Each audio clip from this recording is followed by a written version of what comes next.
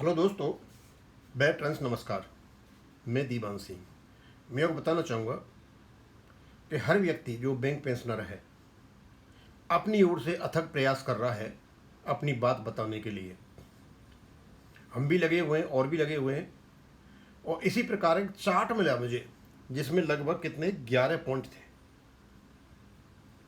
और ये chart handmade है। इतना सुंदर हैंडराइटिंग देखने के बाद मैं प्रभावित हो गया। मैं जिस व्यक्ति ने इतना मेहनत किया है यार, उसको तो अपने चैनल पर जगह मिलनी चाहिए, और वो वास्तव में प्रशंसनीय है। और जो कोई भी व्यक्ति पेंशन अपडेशन के बारे में बात कहता है तो सही कहता है, उसकी डिटेल विवरण जो कुछ भी देता है। तो ये सुंदर सा चार्ट मैंने यहाँ लगाया और इसमें 11 पॉइंट हैं। अब मैं अपने टैब और अपने इस आईपैड के माध्यम से जो वीडियो बना रहा हूँ, दोनों का सहारा लेते हुए बताऊंगा इन्हें कहा क्या है। अब क्योंकि मैं पढ़ के ही बता सकता हूँ 11 पॉइंट है, लेकिन इनकी जो हैंड राइटिंग है ना, वो बड़ी प्रभावित है, और पॉइंट भी उन्होंने काफ़ी एक विवरण दिया है जिसको आप समझ सकते हो। अब मुझे पता नहीं है नाम क्या है इनका, नाम मुझे नहीं दिखाई दिया इसमें कहीं भी, लेकिन अपनी ओर से मैं उनको अप्रिशिएट करना चाहूँगा। कमेंडेबल जॉब है इस प्रकार सारी चीज़ इकट्ठा करना और इतने सुंदर हैंड राइटिंग में बैंक पेंशनर के सामने प्रस्तुत करना। तो हेडिंग है इनका, why bankers pension updation is not done so far and court delay. Number 1, what is the issue? Bank employees' wages are revised through bipart settlements. Number 1, but pension of many retired employees is still based on old pension formula. Huge gap created between pension of old retirees and the new wage revisions. Pension updation equal to main demand of bank pensioners. Number 2, important provision कौन कौन से हैं इसके। पहले तो समस्या बता दी क्या है, और इस समस्या को सुलझाने के लिए कौन कौन से प्रोविजन हैं। Regulation 35.1 dispute mainly concerns regulation 35.1 of bank employees pension regulation 995 and its amendment in 2002। Petitioner से updation provision should be applied to retired employees. This issue noted by Supreme Court in its order dated 22/7/2026। बिल्कुल सही बात है, यही कहा था और यही इनसे पूछा था। Number 3, why it became a court case. Pensioners claim legal right for pension updation as per regulations. IBA क्या कहता है, आईबीए और banks disagree on interpretation in application and financial impact. ये यहाँ से चला हुआ है, ये यहाँ से चला हुआ है ये। और उसके बाद में गवर्नमेंट रेगुलेटरी अथॉरिटीज ये क्या कहती हैं यहाँ पे, ये कहती हैं they role and statutory position also involved. यानी बैंक, रेगुलेटरी अथॉरिटी, गवर्नमेंट सारे इन्वॉल्व हैं इनमें, और ये कहते हैं कि इंटरप्रिटेशन एप्लीकेबिलिटी नहीं है, कि फाइनेंशियल इम्पैक्ट की बात करते हैं। उसके बाद चौथा, why Supreme Court taking so long. अब गवर्नमेंट का स्टैंड ये है कि सुप्रीम कोर्ट में इतनी देरी क्यों लग रही है। आपका ये पॉइंट नंबर 4 कहते हैं नॉट ए सिंपल यस और नो केस। ये नहीं है सुप्रीम कोर्ट अभी यस कह दिया और नो कह दे, रीजन से उसके बताएंगे। Court examining meaning in operation of regulation 35(1) 2002 amendment whether it apply to all retirees, different categories and periods, effect of bipartite settlements, DA merger for pension calculations, financial implications, year wise pension calculations. Therefore court asked for detailed documents and not only for oral arguments. ये आपका जो है। उसके बाद fifth है इसमें ये major reasons for present delay.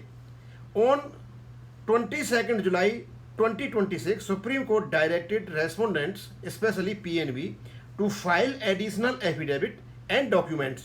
Court asked for implementation of pension regulations, response on regulation 35(1), 7th to 12th bipart settlements, relevant joint notes, details of DA merger for pension calculation, other supporting documents, matter listed again on 12th August 2026 as part heard। ये इनका हो गया। अब यहाँ ना 6th, why different retirement periods matter, salary structure, DA merger and pension formula changed over different periods. So court asked for pension calculation for different groups of retirees: earlier period retirees, intermediate period retirees, later period retirees. Year-wise calculation required to know exact impact. अब इसके बाद में आता है इनका 7. This is the 7. यहाँ कहते हैं ये big question: can banking pension system financially sustain pension updation? Pensioners placed financially arguments, size of funds, income, contributions, additional cost, but these are arguments, not final court findings. हमारे pensioners ने अपने fund के बारे में बातें बताई, लेकिन वो हमारा काम नहीं है. लेकिन फिर भी क्योंकि ये इतना लंबा खिंच गया है मैटर, इसके फंड की बात तो आएगी, लेकिन वो हमारा काम नहीं है. That is the work of the उनका है जो कुछ भी है. अब क्या है, ये है आपका नंबर 8. दिस वन कहते हैं why banks and IBA not implemented. Updation creates recurring financial liability, higher basic pension, higher DA/DR, higher family pension, higher future inability. So issue remained in negotiation और लिटिगेशन. ये इनके कारणों की वजह से ये रहा था. And number 9 what given instead. Over the years improvements in pension, DA/DR and recently ex gratia for eligible pre-2000 retirees, but ex gratia is not pension updation. One time or separate payment is not revised pension base for all future retirees. उसके बाद है आपका 10वां कहते हैं ये court delay what is really happening. It is not correct to say Supreme Court rejected pension updation. It is also not correct to say Supreme Court already granted updation. Correct position: the issue is pending before Supreme Court. MC Singla case is part heard. Court is examining legal and financial material before decision. Now, thus and as main reasons for non-implementation so far: legal interpretation 35.1, financial liability, recurring financial burden, different retirement groups, different pension formula periods, DA merger and part-right settlement, impact on pension calculation, prolonged litigation, long court process, documents, affidavit arguments, and present position.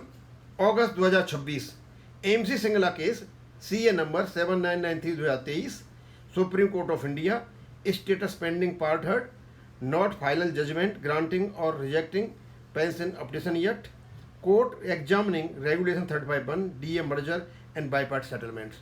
दोस्तों आपने देखा ये काफ़ी लंबा बड़ा ये जो डाला हुआ है मैंने, पढ़ तो मैं यहाँ से भी सकता था, लेकिन यहाँ से थोड़ा क्लियर था.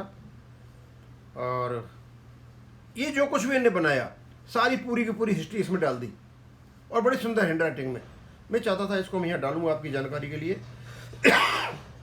और बहुत सी चीज़ों को पता चलेगा. इसमें एक बात इन्होंने यहाँ इंक्लूड की है, और वो है फंड थ्योरी. क्योंकि जब पेंशन अपडेशन को इम्प्लीमेंट किया जाएगा तो फंड का किस्सा तो आएगा, लेकिन वो हमारा काम नहीं है. Financial liability is not the duty और obligation of the petitioner, this bankers, retired bankers. ये गवर्नमेंट की है. ये कैसे सुलझाती है, कैसे, क्यों रेगुलेशन ने ऑलरेडी इसका इंतजाम कर रखा है.